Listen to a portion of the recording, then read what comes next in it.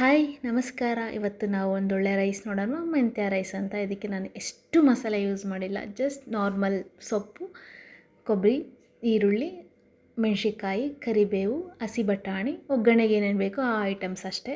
ಇದಕ್ಕೆ ಎಷ್ಟು ಮಸಾಲೆ ಯೂಸ್ ಮಾಡೋ ಅವಶ್ಯಕತೆನೇ ಇರಲ್ಲ. ಇದನ್ನು ನೀವು ಒಮ್ಮೆ ನಿಮ್ಮ ಮನೇಲಿ ಟ್ರೈ ಮಾಡಿ. ನಿಮ್ಮ ಮನೆಯೆಲ್ಲ ಅಷ್ಟು ಸ್ಮೆಲ್ ಬರುತ್ತೆ, ಗಮ್ ಅನ್ನುತ್ತೆ, ಅಷ್ಟು ಚೆನ್ನಾಗಿರುತ್ತೆ ಈ ರೈಸ್, ಗೊತ್ತಾ. ಇದಕ್ಕೆ ಸ್ವಲ್ಪ ಜಾಸ್ತಿ ಯೂಸ್ ಮಾಡಬೇಕಾಗಿರೋದು ನೀವು ಇಷ್ಟೇ. ಕೊಬ್ಬರಿ ಜಾಸ್ತಿ ತೊಗೊಳ್ಳಿ, ಮೆಂತ್ಯ ಸೊಪ್ಪು ಕೂಡ ಜಾಸ್ತಿ ತೊಗೊಳ್ಳಿ. ಒಗ್ಗರಣೆಗೆ ಏನೇನು ಬೇಕೋ ಎಲ್ಲ ಐಟಮ್ಸ್ ಹಾಕ್ಕೊಳ್ಳಿ. ಜೀರಿಗೆ, ಕಡಲೆಬೇಳೆ, ಹಸಿ ಮೆಣಸಿನ್ಕಾಯಿ, ಬಟಾಣಿ, ಏನೇನು ತೋರಿಸಿದ್ದೀನಲ್ಲ ಇವನ್ನೆಲ್ಲ ಹಾಕಿ ಚೆನ್ನಾಗಿ ಹಸಿ ವಾಸನೆ ಹೋಗೋವರೆಗೂ ಫ್ರೈ ಮಾಡಿ. ಈರುಳ್ಳಿ ಎಲ್ಲದನ್ನು ಜಾಸ್ತಿ ಈರುಳ್ಳಿ ಫ್ರೈ ಮಾಡ್ಕೋಬೇಡಿ, ಸ್ವಲ್ಪ ಇರಲಿ ಹಾಗೆ. ಕೊನೆಗೆ ಹೆಚ್ಚಿರೋ ಮೆಂತ್ಯ ಸೊಪ್ಪು ಹಾಕಿ ಹಸಿ ವಾಸನೆವರೆಗೂ ಫ್ರೈ ಮಾಡಿ.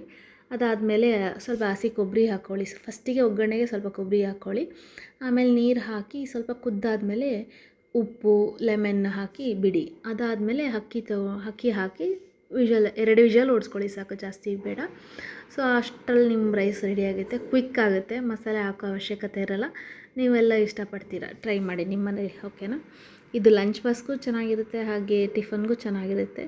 ಕೆಲವು ಮನೇಲಿ ನೀವು ರಾತ್ರಿ ಮಾಡ್ಕೊಳೋದಾದ್ರೂ ಓಕೆನೇ, ತುಂಬ ಚೆನ್ನಾಗಿರುತ್ತೆ. ಮಕ್ಕಳು ಕೂಡ ಇಷ್ಟಪಡ್ತಾರೆ. ಯಾರಿಗಪ್ಪ ಮಸಾಲೆ ತಿನ್ನಲ್ಲ ಅಂಥವ್ರಿಗೆ ಇದು ಒಳ್ಳೆ ಬೆಸ್ಟ್ ರೈಸ್, ಓಕೆನಾ.